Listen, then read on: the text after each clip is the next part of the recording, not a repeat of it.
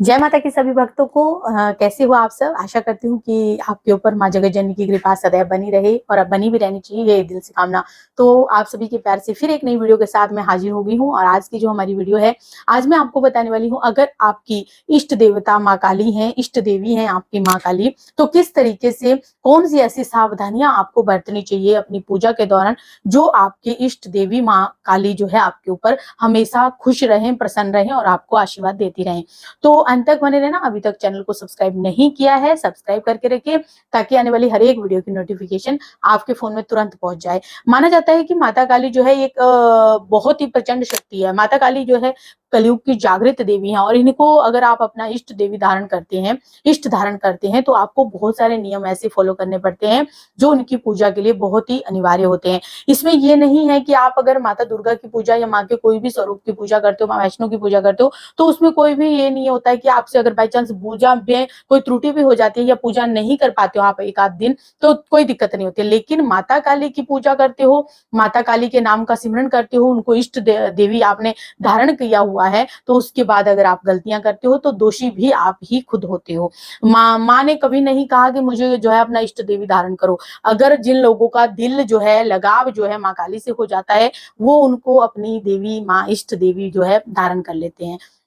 इष्ट वो होते हैं जो हमारे परम मित्र होते हैं, इष्ट मित्र जिनको कहा जाता है। और जिन देवी देवताओं के साथ जो है हम अपना दुख, अपना सुख और उनसे ही मांगने की अभिलाषा रखते हैं, इच्छा रखते हैं, वही हमारे इष्ट देवता, इष्ट देवी माँ कहलाए जाते हैं। तो इष्ट देवी माँ काली हैं और उनकी पूजा करते हुए नियम बहुत ही ज्यादा जरूरी है कि आपको निभाने पड़ते हैं। नियम नंबर 1 कि आपको जब भी पूजा करनी है तो आपको साफ सुथरे और जो है साफ सुथरे वस्त्र पहनकर, नहा धोकर ही उनकी पूजा शुरू करनी पड़ेगी। दूसरी बात, अगर आप पूजा का कोई भी समय निश्चित करते हो, जैसे कि आपने मॉर्निंग टाइम का अगर 5-6 बजे का समय निश्चित किया है, तो डेली ही आपको जो है उनकी पूजा 5-6 बजे ही करनी पड़ेगी। उसमें ये नहीं है कि आप जो है लेट होकर 2 घंटे 4 घंटे लेट होकर करो। हाँ, आधा घंटा चल जाएगा, 15-20 मिनट ऊपर नीचे हो जाएगा, लेकिन अगर आप 2-2 घंटे 3-3 घंटे का गैप करते हो उनकी पूजा में, तो वो भी गलत होता है, उसमें भी आपको दोष लगता है।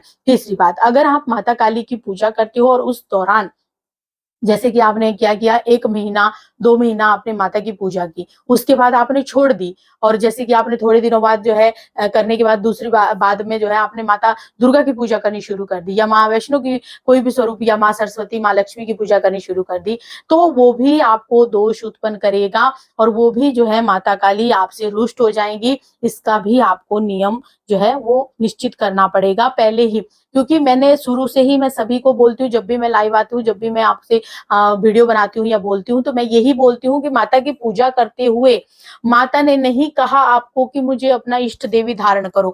जब इष्ट देवता चुनते हो तो सोच समझ कर चुनो, और उनकी पूजा के अंदर फिर कोई भी त्रुटि नहीं करनी चाहिए। और रही बात, अगर आप माता को जो है भोग प्रसाद लगाते हो, कंटिन्यू लगा रहे हो, लगातार लगाते हो, फिर उसके बाद उस भोग प्रसाद को छोड़ देते हो, या फिर भोग प्रसाद जो है जिस नियम से आपने शुरू से शुरुआत की है, उसी नियम से आपको जो है आगे भी चलना पड़ेगा। पूरी लाइफस्टाइल में, पूरे लाइफ में जो है आपको वही नियमों के साथ माता की पूजा करनी ही पड़ेगी, भोग प्रसाद वही देना पड़ेगा।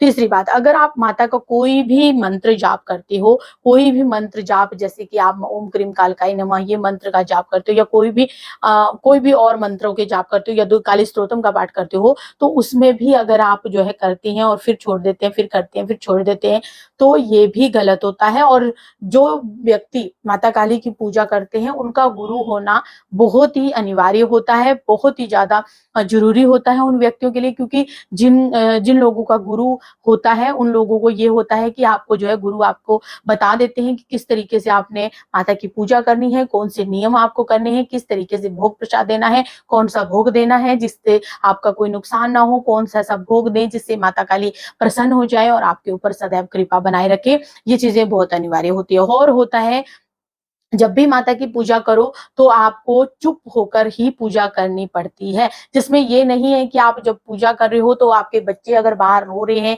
या चिल्ला रहे हैं तो आप उनको भी गालियां देने लग जाओ। पूजा करते करते ही आप जो है बच्चों के ऊपर गुस्सा करने लग जाते हो या परिवार के किसी भी सदस्य पे गुस्सा करने लग जाते हो, तो वो भी जो है आपकी पूजा को आपको नुकसान दे सकता है, उससे भी आपका नुकसान होता है। अगर आप जो है बच्चों के ऊपर चिल्लाते हैं, परिवार के किसी भी सदस्य पे चिल्लाते हैं, आप बाहर जो हो रहा है उसके लिए आप चिल्ला रहे हो, मंदिर में बैठकर आप जो है गालियां दे रहे हो या फिर आप जो है डांट रहे हो, तो वो भी माता काली की पूजा वाले व्यक्ति को कभी भी नहीं करना है। प्रचंड शक्ति है, कब आपके ऊपर आकर या आपके बच्चों का नुकसान कर दे इसका कोई भी पता नहीं है। इस शक्ति के पार जो है भगवान शिव भी नहीं पा पाए, तो हम तो इंसान है, तो नियम बहुत जरूरी है। पूजा में बहुत सावधानियां बरतनी पड़ती हैं। अगर इन सावधानियों से ही आप चलते हो तो आपके जीवन के अंदर कभी भी कष्ट नहीं आएगा, कभी भी दुख नहीं आएगा, कभी भी आपका अनहित नहीं होगा, कोई भी नेगेटिविटी आपके पास नहीं आएगी, किसी तरीके का कोई भी बुरा साया आपके ऊपर नहीं पड़ेगा, तंत्र मंत्र यंत्र कोई भी चीजें आपके ऊपर जो है कभी भी असर नहीं करेगी। परिवार की भी प्रोटेक्शन करती है माता काली। ये नहीं है कि एक व्यक्ति मान लीजिए कोई घर की महिला अगर माता की पूजा कर रही है तो क्या उसके पति की रक्षा नहीं होगी? होगी। पति की, बच्चों की, परिवार की, सास की, ससुर की, सबकी रक्षा करेगी माँ काली। ये नहीं होता है कि ये आपको जो है पूरे परिवार को गोद ले लेती है माता रानी। जब आप उनके प्रति, उनके उनके अकॉर्डिंग, उनके तरह ही जैसे माँ चाहती है उसी तरीके का आप उनको करते हो खुश, तो आपको कभी भी दुख नहीं आएंगे, आप हमेशा खुश रहेंगे।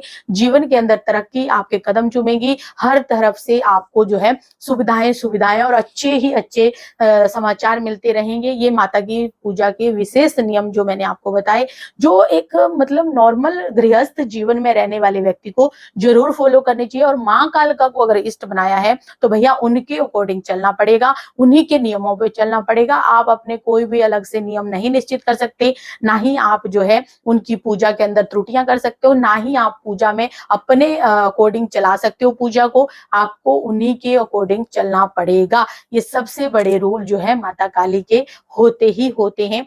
तंत्र मंत्र की अगर कोई भी प्रक्रिया आप कर रहे हो या साधना कर रहे हो, उसके लिए फिर नई वीडियो बनाएंगे। तो अगर वीडियो अच्छी लगी है तो लाइक करें, शेयर करें, कमेंट करें, और ऐसी ही इन्फॉर्मेटिव वीडियो देखने के लिए चैनल को जरूर सब्सक्राइब करें। चलिए, जय माता रानी की।